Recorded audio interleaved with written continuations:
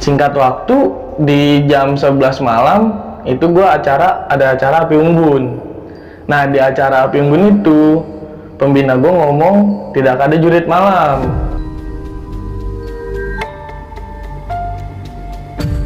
Pas gua sampai depan pintu gerbang makam, gue itu barisan paling belakang, Bang. Jadi gua orang kelima. Di paling depan itu sebutnya ketua kelompok gua. Pas gue baru duduk, gue nengok ke depan, itu kan gerbang ya, Bang ya. Gue duduk di belakang gerbang, di dalamnya itu ada sebuah pohon besar, Bang. Pas gue mandang ke pohon itu,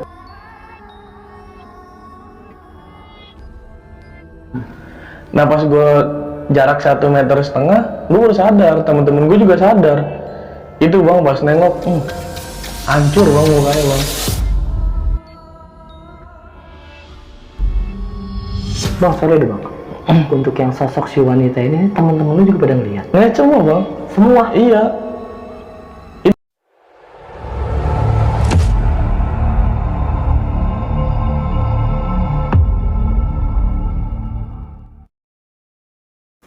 Assalamualaikum warahmatullahi wabarakatuh. Balik lagi di Penatua bareng gue RFD Cool.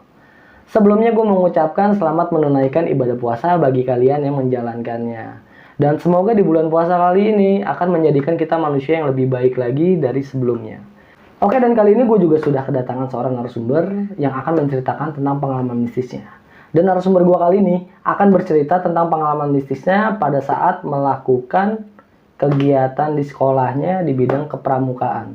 Penasaran sama ceritanya? Langsung aja kita kenalan sama narasumber di sebelah gue ini. Halo Bang Mohan. Halo Bang Repdi. Kabar gimana Bang Mohan? Alhamdulillah baik. Baik Bang. Kesibukan lagi apa aja nih Bang? Alhamdulillah masih kerja sih. Masih untuk kerja saat ya? ini. Oke. Iya. Sebelumnya makasih banyak ya Bang ya, lu udah mau menyempatkan waktu buat bercerita di Penatua ya. Oke Bang Mohan, pada kali ini lu mau bercerita tentang pengalaman lu waktu pelantikan pramuka ya Bang ya? Iya. Nah kalau boleh tahu ini kejadiannya tahun berapa nih Bang? Itu kira-kira sekitar 2016 kalau nggak salah. 2016. Iya. Di saat gua kelas 2 SMP sih. Oh itu SMP ya? Iya. Nah lu ngalamin hal apa aja nih Bang? Itu horor banget sih menurut gua. Seumur hidup gua itu horor banget, Bang. Oh intinya lu banyak ngalamin Banyak, hal-hal yang iya. mistis lah ya? Bener. Diteror lah istilah kata mah. Oke.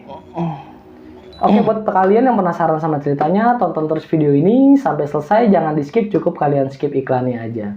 Dan lagi-lagi juga gue mau mengingatkan kalian untuk dukung terus channel ini dengan cara subscribe, like, comment, and share sebanyak-banyaknya. Dan jangan lupa juga dinyalakan lonceng notifikasinya agar kalian tidak ketinggalan video-video terbaru dari Penatua. Gue rasa cukup, nggak usah berlama-lama lagi, langsung aja kita masuk ke cerita.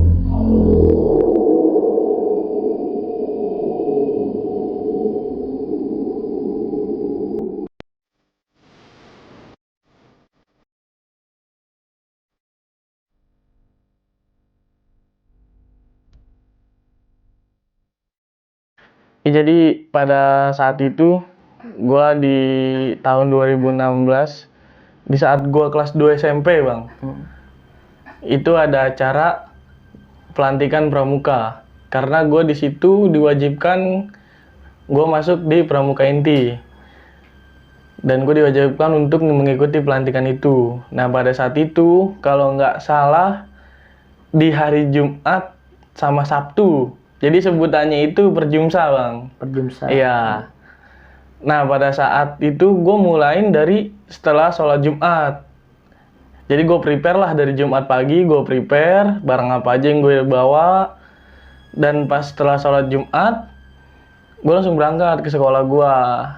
Terus itu saat itu gue kumpul di sekolah gue. Itu pun kita perkemahan itu di sekolah, Bang. Oh, kemahnya di sekolah? Di sekolah, iya. Jadi nggak kemah di luar lah. Istilah kata mah kita minim budgetnya, meminimalisir budget. Nah, pada awal kegiatan sih aman-aman aja. Pada saat awal kegiatan tuh dari ya pembukaan pelantikan. Setelah itu masuk ke materi sampai ya istirahat sholat makan di maghrib. Itu masih aman-aman saja. Dan pas di saat setelah maghrib itu, gue juga dari awal itu dikasih sebuah maskot, Bang. maskot kayak sejenis telur. Dan di saat pelantikan itu gue ditugasin untuk menjaga telur itu agar tidak pecah. Oke. Nah, pada saat habis maghrib, gue mulailah tuh dikasih materi-materi yang agak berat. Di situ dimulai dilatih yang namanya kita baris berbaris, diajarin ya kan. Singkat waktu di jam 11 malam itu gue ada acara api unggun. Nah, di acara api unggun itu pembina gue ngomong tidak ada jurit malam. Karena sebelum acara pembina gue ngomong ada jurit malam di jam 12 malam. Nah, pas di acara api unggun itu pembina gue ngomong lagi nggak ada jurit malam. Akhirnya nggak ada tuh. Ya, awalnya dia bilang nggak ada tuh ya kan. Nah, pas di saat anak-anak mau pada istirahat nih, mau tidur, ya gue juga masuk tenda, tidur-tidur ayam lah. Itu pas di jam setengah 12-an. Setengah 1. Kalau nggak salah setengah 1, gue dibangunin. Sama pembina gue, disuruh baris, suruh bikin barisan. Dan gue di situ terdiri dari cowok itu 2 kelompok. Jadi satu kelompok itu 5 orang. Jadi 2 kelompok 10 orang. Nah, itu barislah di situ. Itu anak-anak gue, maksudnya anak-anak temen-temen gue belum pada tahu kita dikumpulin nih untuk apa. Jadi intinya disuruh ngumpul aja gitu. Intinya suruh kumpul, suruh baris, saya suruh bikin barisan. Setelah kumpul, pembina gue ya marah-marah lah, kasih shock terapi istilah kata sekarang man, kasih shock terapi, dia melin. Terus pada saat itu langsung dia ngomong untuk menyiapkan diri karena kita ada jurit malam. Oh, akhirnya ada? Akhirnya ada. Nah, di saat itu temen-temen gue juga sekaligus gue kaget. Karena di saat kita pengen istirahat, pengen tidur untuk melanjutkan acara besok pagi, dibangunin, dibangunin untuk acara jurit malam. Nah, di situ gue kaget, tapi ya mau gimana lagi karena emang udah schedule-nya kayak gitu kan, udah ada random acaranya juga. Ya akhirnya mau nggak mau kita mengikuti. Nah, pada malam itu juga akhirnya gue berangkat ke sebuah makam bang, yang tidak jauh lah letaknya dari sekolah gue. Oh, ke makam? Ke makam, ya jurit malam itu ke makam. Nah, kelompok gue ini itu kebagian kedua.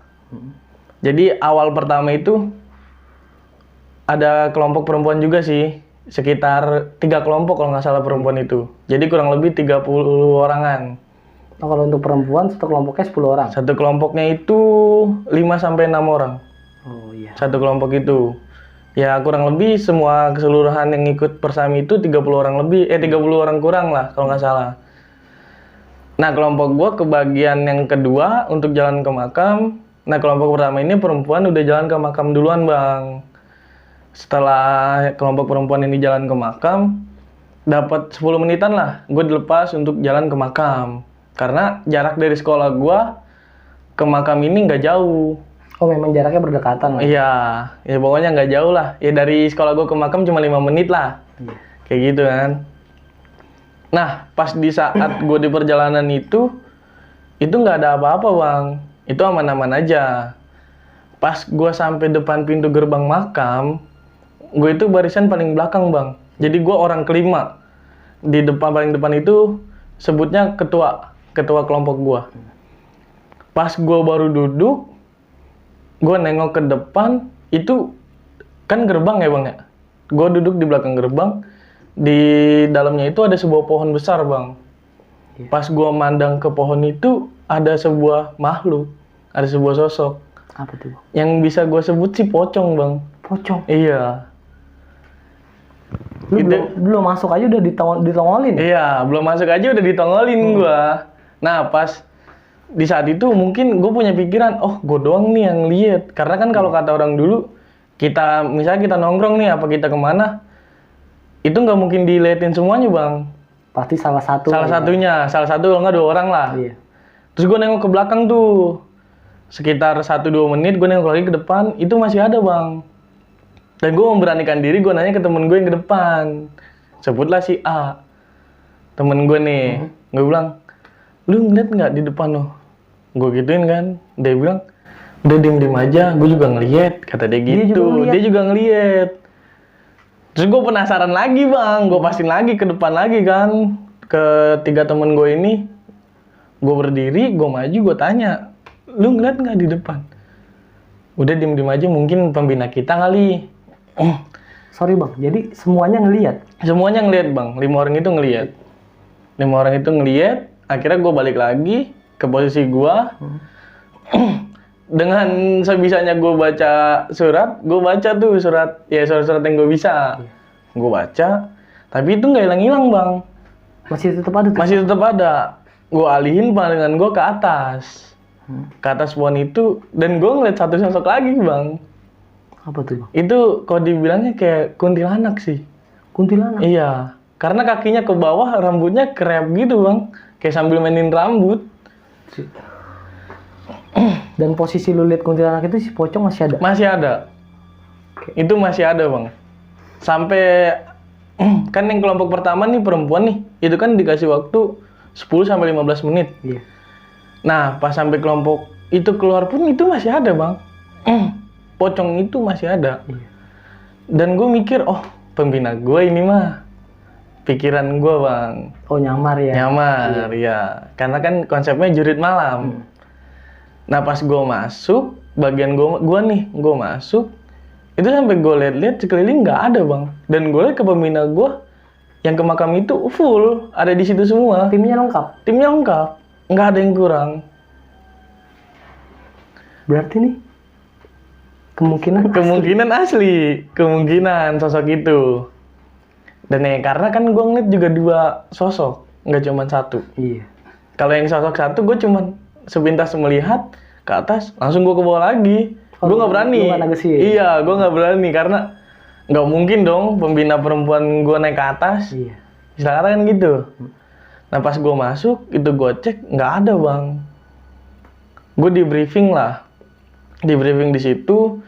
Jadi jurit malam itu gue nggak sekedar jurit malam, gue diajarin namanya bertahan hidup, survival. Iya. Itu gue disuruh cari bahan makanan. Nah kita ditekanin, kalau kalian nggak dapat, kata pembina gue, kalau kalian nggak dapat, kalian nggak makan besok. Nah gue di saat itu gue dikasih cuman nama almarhum lah, suruh cari nisan ini, terus lu disuruh catet tanggal lahir sama wafatnya. Iya. Gue cuman berbekal itu doang, dan cuman dibilangin ada di sebelah kanan sama sebelah kiri makam itu, dan nggak boleh sampai turun ke bawah, kata dia. Iya. Intinya batas tengah jalan. Akhirnya briefing selesai, gue memberanikan diri dong, karena gue cowok berlima. Yang awal kalau kelompok pertama itu terdiri dari 5 atau enggak 6 orang, cuman masuk 3 orang bang. Sisanya nggak ada yang masuk? Karena sisanya itu beralaskan haid. Oh lagi haid? Lagi halangan, ya. Karena kan yang gue denger cerita dulu kalau wanita haid nggak boleh. Iya. Makanya dia cuma 3 orang. Gue pikiran gue sama temen-temen gue, kita berlima loh. Kita laki-laki masih kita kalah. Kan istilah kata gitu. Iya. Nah gue juga di satu kelompok gue ini bang, gue berlima. Ada satu temen gue yang penakut bang. Kita sebutlah si B. Nah pas baris pertama gue kan paling belakang tuh. Iya. Pas masuk kita nggak bentuk barisan bang. Intinya kita jalan, kita nyari. Awal gue masuk itu gue ngambil sisi kanan. Gue ke kanan, itu nggak jauh bang. Ada jarak 3 meteran lah. Gue ngeliat sosok perempuan. Apa tuh bang? Perempuan? Perempuan. Pokoknya sosok perempuan, dia nggak kayak kuntilanak sih. Kayak orang pada umumnya? Kayak orang pada umumnya. Gue mikir, oh pembina perempuan gue nih, ya kan? Iya. Nggak mungkin gue ditakut-takutin. Kan gue dateng, dapat jarak ya 1 meter lebih lah. Gue sadar, kan di makam ini nggak ada pembina perempuan gue. Terus ini siapa? Nggak ada bang. Nggak ada pembina perempuan gue. Di situ laki-laki semua pembina gue. Nah pas gue jarak 1,5 meter, gue baru sadar, temen-temen gue juga sadar. Itu bang pas nengok, hancur bang mukanya bang. Yang si cewek ini? Si cewek itu. Nah pas gua ada jarak 1,5 meter kan, pas yang gua ngeliat pertama tuh dia cuman diem aja bang, rambutnya nggak panjang-panjang banget sih, ya kayak wanita pada umumnya. Nah pas saat 1,5 meter kurang lebih itu dia nengok sambil nangis. Sosok itu ya sambil nangis. Akhirnya gue cabut lah dari situ, gue balik lagi kan ke pembina gue. Gue ceritain tuh, terus kata pembina gue, udah kalau ngeliat kayak gitu baca-baca sebisa kalian, jangan diceritain di sini, takutnya kalian diikutin kan gitu. Bang, sorry deh bang. Untuk yang sosok si wanita ini, teman-teman lu juga pada ngeliat? Ngeliat semua bang. Semua? Iya. Itu makanya gue bingung bang, yang gue bilang di awal tadi. Iya, mitosnya kan biasanya kalau ngeliat yang kayak gitu satu orang, Satu, paling banyak 2 lah, istilah kata kan gitu. Ini gue ngeliat semua. Sampai gue jurit malam itu berbekal cuman lilin bang. 5 orang dikasih 1 buah lilin. buat pencahayaan. Buat pencahayaan. Sampai lilin itu pun dibuang sama temen gue.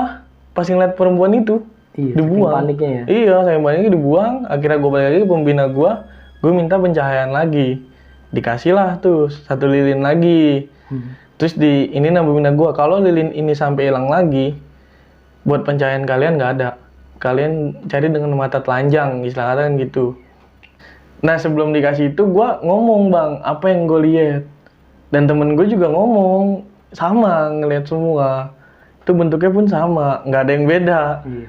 Nah pas saat gue ngomong, pembina gue cuma ngomong, yang lu lihat lu pendem dulu dah, jangan lu ceritain. Oh, disuruh jangan diomongin. Iya, gitu ya. karena kita masih ada di lokasi bang. Iya. Dan kita masih ada beberapa kelompok lagi yang di belakang. Takutnya apa kelompok gue yang kena diikutin, apa kelompok yang lain diteror lagi kan. Nah setelah itu gue dikasih lilin bang, pencahayaan lagi sama pembina gue. Dikasih lilin, gue nggak mau ngambil ke kanan karena gue udah ngeliat sebuah sosok itu kan. Agak trauma. Iya, ada shock terapi juga gue. Nah gue ngambil ke arah kiri, ada gue jalan 7-8 langkah. Itu gue jalan, dari depan sosok hitam gede bang. Hitam gede. Kayak genderuwo bukan bang? Itu kalau sebutannya sih yang gue tahu saat itu ya, saat itu dibilangnya longga-longga bang. Longga. Iya, soalnya badannya gede, Iya. tangannya panjang bang, melebihi ya istilah kata sepohon palem lah, sepohon bintaro. Gede banget bang. Gede bang. Itu gue kaget, gue sempet terkejut bang. Gue kaget, gue berhenti situ. Dan itu juga bukan gue doang, tuh berimanya berhenti bang. Ngelihat semua. Karena gue tanya, gue tanya kan, lu ngapa berhenti? Udah lu diem aja. Gue tanya lagi, lu pada ngapain berhenti? Gue ngeliat no, depan. Apaan sih? Gue nggak ngeliat. Gue begitu kan? Karena gue nggak mau temen-temen gue takut. Gue tanya lagi kan, lu ngeliat apaan? No hitam gede. Wah berarti sama dong kayak gue. Gue gituin, temen gue nyeletuk. Tadi katanya lu nggak ngeliat. Nggak, temen gue dibahas kayak gitu. Iya. Terus gue bilang, udah cabut. Gue balik tuh bang, ke pembina gue lagi, gue balik. Gue ceritain lagi. Salahnya gue di situ, gue ceritain lagi ke pembina gue. Gue habis lah tuh diceramahin. Di situ, setelah itu gue ditanya lagi lah. Ini berlima mau ngelanjutin atau tidak? Udah kasih pilihan. Iya. Dan gue bertekad untuk ngelanjutin bang. Karena di awal itu dia ngomong, buat perbekalan. Kalau lu nggak dapet, lu nggak bakal makan besok hari. Nggak bakal dapet makan lah istilah kata kan. Gue kira musyawarah lah tuh, berlima musyawarah. Akhirnya gue ketemu lah jalan keluarnya. Gue bilang lanjut tuh gue nyari. Itu juga nggak dikasih lilin bang, karena dikasih cuma 2. Sorry bang, jadi lilin kedua juga dibuang? Dibuang bang, saking paniknya. Ya gimana nggak panik sih, seumur-umuran. Ngeliat kayak gitu lah. Seumur kelas 2 SMP ngeliat makhluk sepadat itu. Jelas lagi, ngeliat semua. Panik semua kan, cabut, itu dibuang. Nah setelah itu dikasih lah, kalau mau lanjut, nggak ada penerangan. Ya lu cari-cari. Akhirnya gue nyari tuh bang. Dapet 10 menit gue nyari, itu nggak dapet apa-apa bang. Nggak ketemu. Nggak ketemu. Nah pada saat nggak ketemu, gue ke bandel lah. Gue ke arah bawah. Oh lu nerobos ke bawah. Nerobos gue ke bawah. Temen gue udah bilangin jangan ke bawah. Kan kita udah dibilangin batasnya cuma sampai sini. Gue ke bawah tuh. Gue ke bawah. Itu bang, aneh banget bang. Itu bukan ketemu sosok sih. Apa tuh bang? Itu pohonan bang. Gue nggak tahu pohon apa gede jadi 3 bang. Jadi 3. Jadi 3 bang.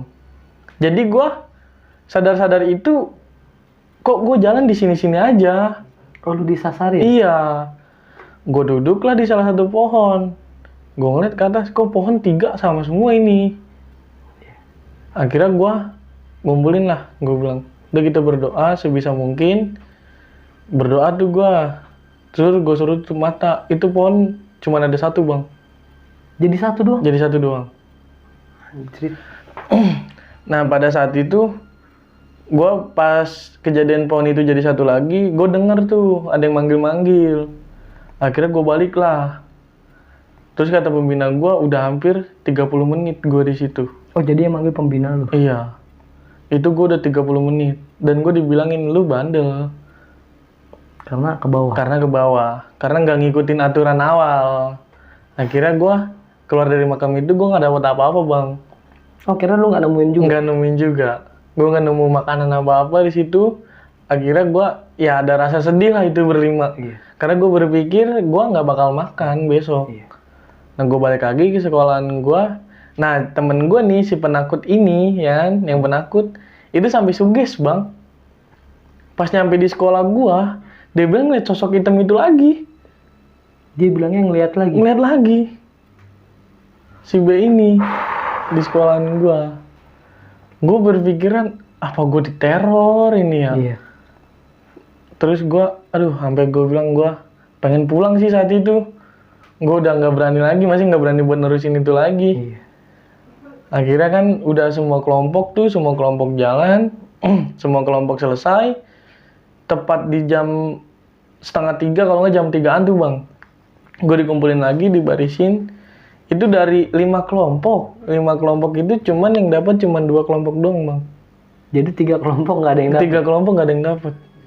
Nggak dapat apa-apa. Dan di situ habis lah gue dikasih shock terapi, gue diceramahin sama pembina gue, dibilangin. Terus sampai sebuah maskot gue ini yang dikasih dari awal itu, gue kan pasti dibarisin tuh ya. Nah maskot itu nggak boleh ditinggal di mana-mana bang, harus dipegang oleh sama seseorang. Entah itu dikantongin, entah itu dipegang. Intinya itu telur itu, maskot itu nggak boleh pecah. Dijagain lah itu. Dijagain lah. Istilah kata pembina gue itu, ini nyawa orang tua. Harus lu jaga baik-baik. Ya kan? Akhirnya dijaga baik-baik tuh. Nah gue di saat gue dibarisin, itu gue disuruh angkat tangan bang. Dua-duanya. Iya. Angkat tangan dua-duanya semuanya tuh suruh angkat tangan. Ada temen gue ngangkat cuma 1 tangan doang. Karena yang tangan dia, yang satunya lagi, tangan kiri, megang maskot itu, telur. Iya. Takutnya kan suruh angkat tangan dua-duanya, jatuh. Telur itu pecah, iya. kan? Nah, pas disuruh angkat tangan dua-duanya, temen gue tetap nggak dengerin, bang. Tetap cuma angkat tangan kanan doang. Iya. Nah, pas di saat suruh angkat tangan kiri, telurnya dipindahin ke kanan, bang. Dia angkat tangan kiri. Tetap aja yang diangkat 1 tangan? 1 tangan, nggak 2 tangan. Nah, pas di saat dia angkat tangan dua-duanya tuh akhirnya jadi diselipin di tengah-tengah, bang. Di tengah-tengah di jari ini sama jari manis, Iya. jari tengah. Nah, pada saat itu ditepok, bang, bener dari belakang. Sama pembina gua. Jadi telur disengajain gitu? Iya, jadi dipecahin. Nah, di situ diomelin lagi lah gua karena nggak bisa menjaga maskot dengan baik. Iya. Harusnya kan posisi temen gue itu di barisan kedua. Kalau emang ada yang mau nepok, barisan ketiga keempat harus bilangin, iya, ngelindungin. Nah di saat itu kan kita belum punya pikiran ke sana, bang. Karena satu lagi kita juga kan lagi diomel-omelin kan. Ya, udah ngedon lah ya. Udah ngedon ya, kondisi juga capek kan. Malam banget itu mah udah subuh kan, jam 3 mah. Akhirnya udahlah tuh cara main, dikasih telur lagi, maskot lagi, jagain buat sampai acara selesai. setelah itu gue dikasih suruh istirahat. Iya. Istirahat, gue masuk ke tenda, gue tidur tuh bang. Gue tidur.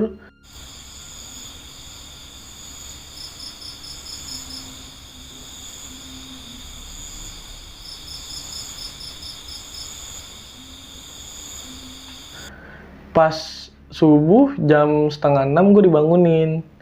Disuruh acara gembira ria lah. Iya. Acara buat penutupan kan.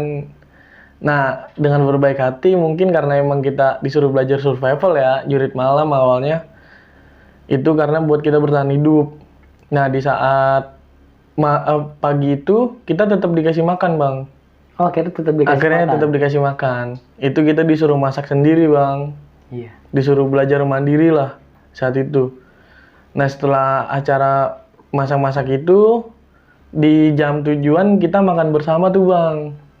Makan bersama udah yang namanya waktu kejadian malam udah hilang lah di saat itu. Udah mulai relax pudar lah ya, iya. udah mulai relax, kita makan-makan. Setelah makan-makan kita ada acara ini lagi apa namanya? Games, masuk ke games. Nah, setelah itu acara penutupan lah, Bang. Acara penutupan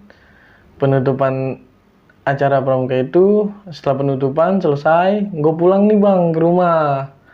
Gue pulang ke rumah, gue istirahat tuh seharian full. Iya. Gue tidur. Nah, setelah gue pulang ini, karena itu kejadian kan Jumat Sabtu. Iya. Kan gue pulang Sabtu nih. Otomatis kan Minggu gue libur sekolah. Pas gue libur, gue juga istirahat sih di rumah. Nah, di saat hari Senin gue mulai masuk lagi, Bang, sekolah tuh. Gue mulai masuk ke sekolah, gue ketemu lagi sama pembina gue sharing-sharing lah sama dia. Kejadian apa yang gue alami di saat di makam kan. Iya. Terus akhirnya dia juga cerita, Bang. Di saat sebelum ada persami gue nih ya, perjumsa gue nih, itu ada kejadian juga, Bang, di perkemahan yang Oh, di angkatan sebelumnya. iya, mungkin. angkatan sebelumnya gue juga nggak diceritain lah lebih detailnya. Iya. Dia cuman bilang sama ke makam juga, Bang. Nah, pas di saat katanya nih sih ditaruh di sekolah itu. Jadi semua pembina itu, nggak semua pembina, di situ disisain 2 pembina di sekolah. Nah, pembina yang lain di makam. Nggak tahu dia kelompok berapa kan di situ pembina gue tuh. Itu dia habis dari makam, dia mau ngambil air, Bang, di tenda dia. Iya. Di sebuah tenda. Nah, pas mau ngambil air, itu ada pembina gue, Bang, tidur di dalam tenda. Tapi dengan membelakangi dia, nggak nampakin depan dia. Oh, mukanya nggak dilihat. Mukanya nggak diliatin, cuman daerah belakangnya aja. Iya. Oh, mungkin dia mikirnya, oh pembina gue nih tidur di sini, kan? Pas dia balik lagi ke teman-temannya, katanya tuh, itu pembina itu, Bang, yang dilihat, itu lagi ngobrol sama teman-temannya. Ada di rombongan temennya? Iya, lagi ngobrol sama teman-temannya, kata pembina gue. Yang di tenda siapa, Bang? Nah, makanya itu. Tapi dia sempat ngecek lagi nggak sih ke tenda? Enggak, Bang, nggak berani. Dan dia nggak berani ngomong saat itu, katanya, kata pembina gue nih. Dia ngomongnya sama kayak gue, sehari Karena atau pas 2 udah- hari. pas udah masuk lagi lah ya. Iya. Makanya gue sharing-sharing tuh sama pembina gue. Kata pembina gue juga kalau kayak gitu mah udah hal biasa sih. Oh, memang sering terjadi, Bang? Iya, nggak sering terjadi, intinya udah hal biasa kalau kayak gitu, Bang. Oh, iya. Ya namanya penuh teror kan, yang namanya kita main ke makam, Pasti ada aja. pasti ada aja, ya. Ya segitu aja sih, Bang, cerita yang pernah gue alamin di saat itu. Oke, Bang Mohan. Sebelumnya maaf nih, Bang ya. Iya. Ini kan cerita menyangkut beberapa orang, beberapa pihak. Lu udah sempat izin belum sih, Bang, ke mereka, Bang, untuk membawakan ceritanya di sini? Sebelumnya sih gue udah minta izin, Bang. Udah. Sebenarnya sih pengennya mah dari kemarin-kemarin gue cerita, cuman karena menyangkut banyak orang, gue minta izin dulu ke orang-orangnya, dan mereka pun boleh-bolehin aja asalkan namanya disamarin, Oh, Bang. makanya tadi kita kasih lu sebut di A, B, Iya. C, D. Oke. Oke, Bang Mohan. Sebelumnya gue mau ada hal yang ingin gue tanyain nih, Bang nih.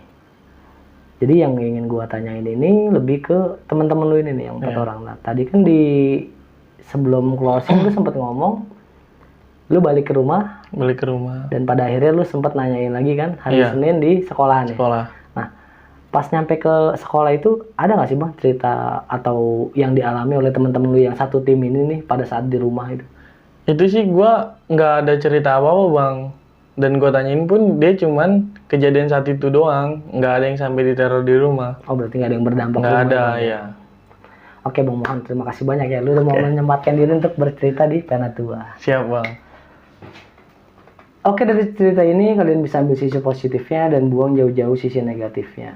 Dan gue sekedar mengingatkan keberadaan kita di sini bukan bermaksud untuk menakut-nakuti. Kita hanya berbagi pengalaman dari apa yang pernah dialami oleh narasumber kita.